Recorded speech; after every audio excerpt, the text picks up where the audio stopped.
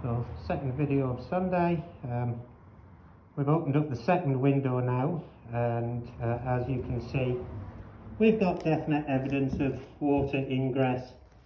This was a piece of wood that was facing what looks like a poured concrete lintel. So if we go up to the window, we can see the same as the other window. The brickwork, wooden beams, again, that look very damp. Especially at the front. Hopefully that's just surface and that will dry out now it's open. Brickwork, random bit of wire sticking out that I think was from telecommunications in the past. Very old one though. Coming down, and it's brick all the way down to the bottom bit, and then we've got lots of rotten debris and quite a bit of old stone in the bottom. This is actually a loose piece of stone that had just been left in there for some reason. And we'll go back.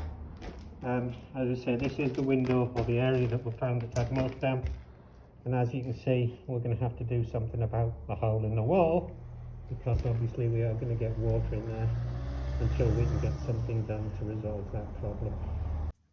Right, so we have a final catch up on the day now that we're just packing up to go.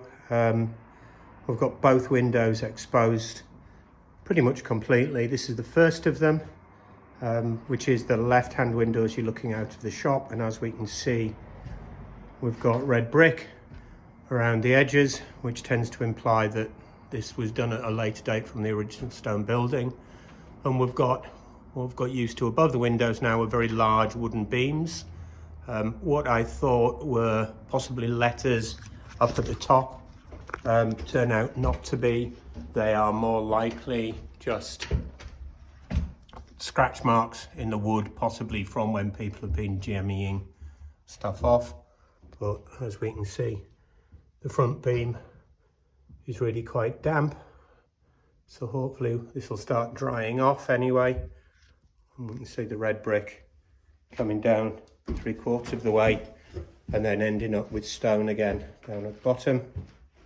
And we come across, and behind the piece where the wee cross was, we've now got that completely exposed, and again floor to ceiling stone, and that is covered in old lime mortar by the look of it.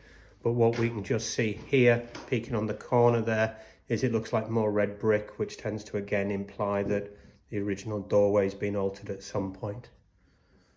Then we've got the rest of the windows have been done again.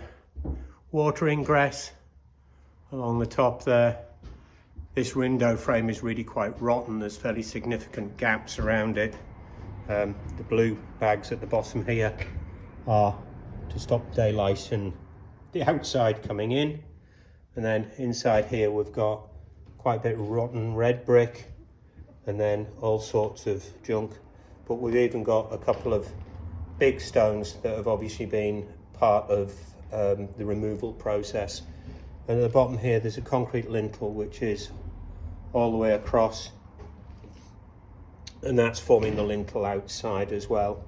So next stage when we come in probably tomorrow is to start taking the entranceway down and find out what, apart from electrics, water and everything else which is on the left hand side of it, what else is running down through there.